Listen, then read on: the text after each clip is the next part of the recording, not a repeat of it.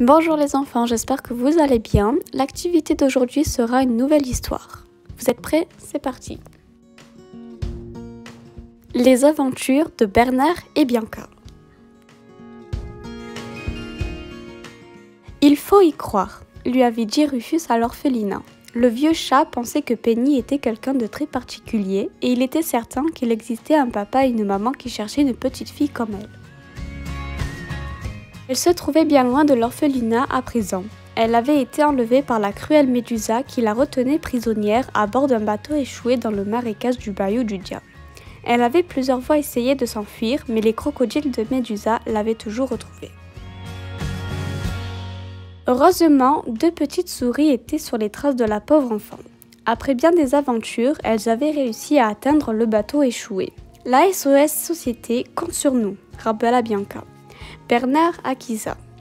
La ravissante Miss Bianca l'avait choisi comme coéquipier pour cette mission et il en était très fier. Ainsi, alors que Penny priait pour qu'on lui vienne en aide, deux souris se faufilèrent par sa fenêtre. « Ne t'en fais pas, Teddy, on va s'en sortir » murmurait la petite fille entre deux sanglots à son nounours. « Penny » appela doucement Bianca. L'enfant leva son visage baigné de larmes. Les souris lui expliquèrent qu'elles avaient trouvé son message dans la bouteille qu'elle avait jetée à l'eau et qu'elle venait la sauver. Les yeux de Penny s'éclairèrent, tout excitée, elle fit tournoyer Teddy dans les airs. « C'est Rufus qui nous a dit que tu avais disparu, » continua Bianca. « Nous l'avons rencontré lors de nos recherches à l'orphelinat. D'ailleurs, il nous a fait une belle peur. Ensemble, ils élaborèrent un plan. D'abord, Bernard demanda de l'aide à ses amis qui habitaient le bayou. Penny leur montra un vieux monte-charge qui serait parfait comme cage à crocodile. Ils pourraient allumer des fusées de détresse pour distraire l'attention de l'horrible Médusa et s'enfuir à bord d'un hydroglisseur. « Tout cela est très excitant », commenta Bianca en serrant dans ses bras un Bernard intimidé. Même Penny riait pour la première fois depuis des semaines. Pourtant, leur joie fut de courte durée. Bernard et Bianca se cachèrent dans la poche de Penny lorsque Médusa entra pour emmener la pauvre enfant. Fois encore, elle allait obliger Penny à chercher l'œil du diable. « Teddy n'aime pas du tout descendre dans ce trou » gémit Penny. La petite fille avait très peur, mais Médusa s'en moquait.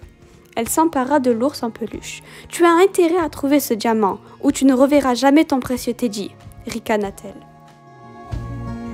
Terrorisée, Penny obéit. La caverne donnait froid dans le dos. Mais cette fois, heureusement, Bernard et Bianca étaient là pour l'aider. Après avoir marché un moment, ils aperçurent un squelette étendu sur le sol. « Si j'étais un pirate, c'est là-dedans que je cacherais l'œil du diable » dit Bernard. Les souris s'approchèrent.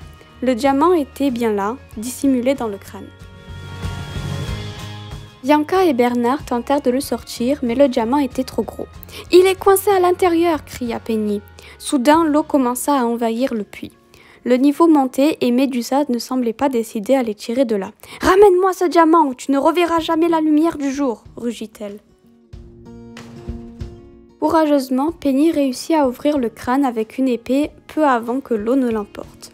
Elle venait de saisir l'œil du diable quand une vague souleva les trois amis et les déposa dans le seau, juste à temps. À la surface, l'horrible femme se jeta sur le butin. «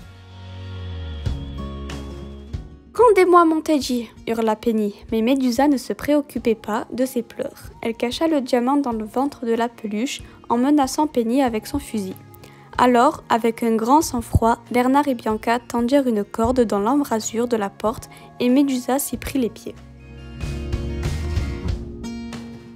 Pendant que Penny récupérait Teddy, les amis de Bernard les rejoignirent et toute la petite troupe s'enfuit à bord d'un hydroglisseur. Le lendemain, Bernard et Bianca apprirent que leur amie avait été adoptée. Penny était heureuse et jamais elle n'oublierait ses courageux amis. L'histoire est maintenant terminée. J'espère qu'elle vous a plu. N'hésitez pas à me dire si vous connaissez déjà l'histoire de Bernard et Bianca et si vous voulez une histoire pour la prochaine fois. Je vous dis à très vite.